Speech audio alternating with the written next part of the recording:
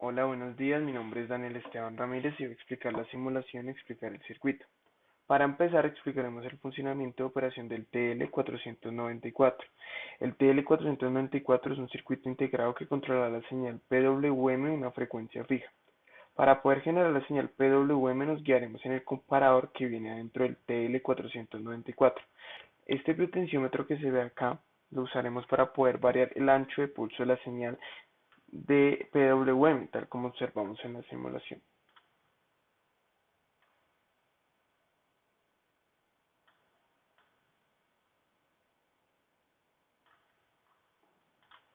Ahora, para poder generar la frecuencia que necesitamos, debemos calcular los valores de esta resistencia y de este condensador. Esto lo haremos con la tabla de frecuencia oscilador y variación de frecuencia versus resistencia reguladora del tiempo, que es esta que vemos en pantalla. Esta la podemos encontrar en el datasheet del circuito integrado. Como vemos, son dos ejes, el eje Y y el eje X. Como vemos, la frecuencia a la que nosotros lo vamos a usar más o menos se encuentra con esta línea transversal que está acá, lo que encontraremos su contraparte en X, que es más o menos 4 kiloohmios, pero para ser exactos es 3,9. Ahora, para poder hallar el valor del condensador, seguiremos esta línea transversal, el cual nos dirá que el valor es de 0.01 microfarads. Ahora, para continuar, hablaremos de cuando la señal PWM entra tanto al excitador integrado con buffer totem pole como el circuito de excitación para un transistor bipolar. Dependiendo de si la entrada es de tipo high, de tipo alto, de tipo low o tipo bajo, estos conmutarían de diferente manera. En el caso del excitador integrado con buffer totem pole, si la entrada es alta, lo que pasará es que Q3 conmutará en estado de lazo cerrado, es decir, que estará en estado on y permitirá el flujo de la corriente y el voltaje a la base de Q1 y Q2. Esto hará que Q2 conmute en estado on, por lo cual tomará el emisor su de la Tierra, es decir, de cero, por lo cual el colector le mandará ese señal al MOSFET, por lo cual el MOSFET tendrá un valor de cero, con lo cual no conmutará, quedará en conmutación en estado off y su carga no tendrá ningún valor.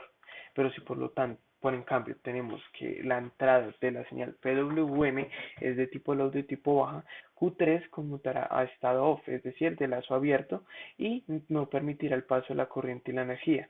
Esto permitirá que Q1 conmute a estado on, por lo cual permitirá el flujo de este voltaje, que es R2, que son 20 voltios, permitirá que pasen esos 20 voltios al MOSFET, por lo cual permitirá el paso del flujo de la corriente y del voltaje, y por lo tanto el MOSFET conmutará en estado on, pasará ese mismo valor a su carga, tal como vemos en la simulación.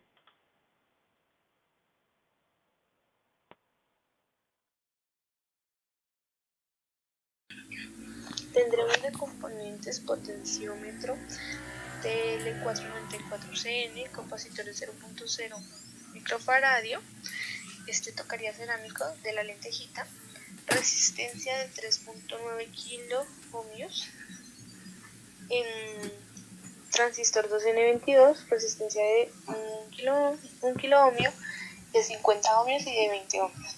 BJT, dos transistores 2N3906 y 23904. Por último, el MOSFET.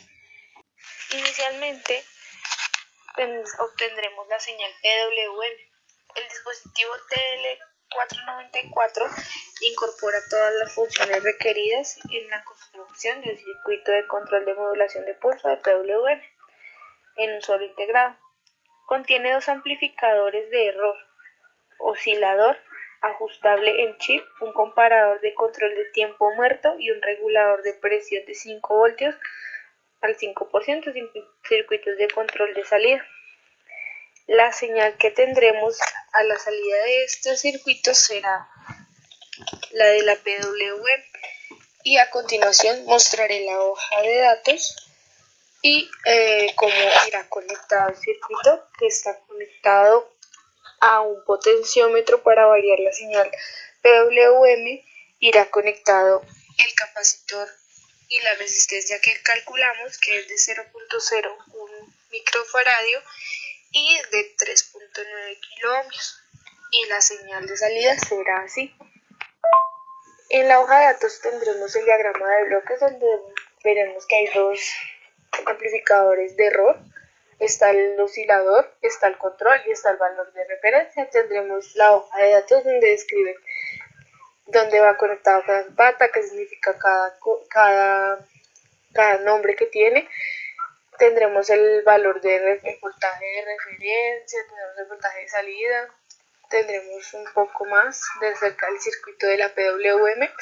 Finalmente, la salida de la PWM irá conectada a una resistencia de 20 kiloohmios y de 50 kiloohmios. Irá conectadas a otra resistencia de 1K y esta irá conectada a un transistor 2N22 bipolar de baja potencia de uso general. Sirve para amplificadores como conmutación, trabajan comúnmente como saturación y corte. Este tiene base, emisor y colector. Tendremos el transistor 2N22, irá conectado el emisor, devolverá a la resistencia de 20 ohmios y el colector irá conectado a una resistencia de 1K.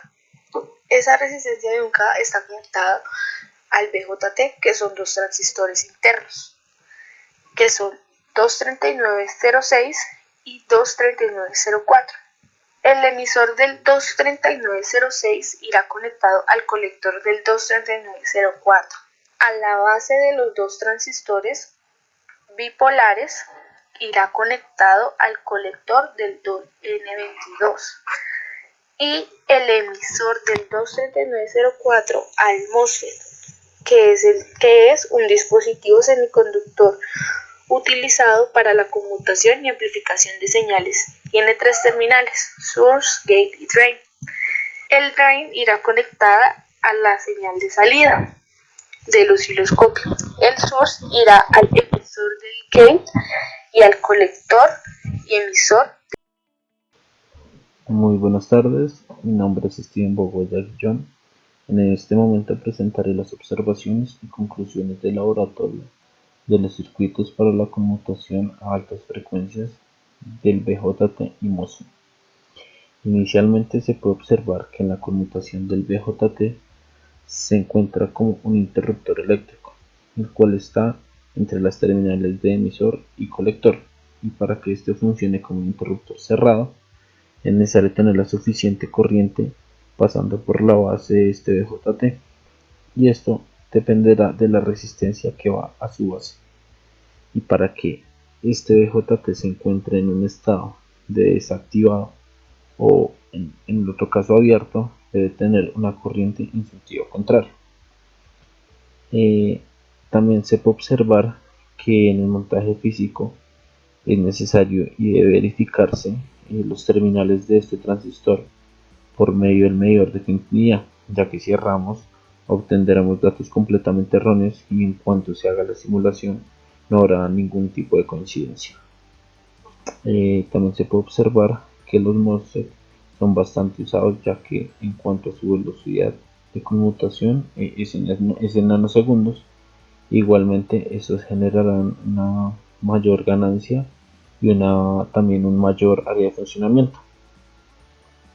Bueno, después de esto también se puede concluir en el circuito de conmutación de altas frecuencias de BJT y el MOSFET que el integrado inicialmente no va a entregar en su salida la suficiente corriente, así que va a ser necesario variar pues la resistencia que está en la base del JT para que así entre en modo conducción o, como he explicado antes, en modo cerrado, para que así pueda pasar el flujo de corriente. También se puede concluir que el MOSFET que se ha empleado para tratar la señal de baja potencia, y esto también servirá para utilizarse en varias gamas de aplicaciones. Y en cuanto al MOSFET y el BJT, no se puede decir que el MOSFET tenga mayores o menores pérdidas que un BJT en un valor específico de corriente. Esto será pues también dependiendo del caso.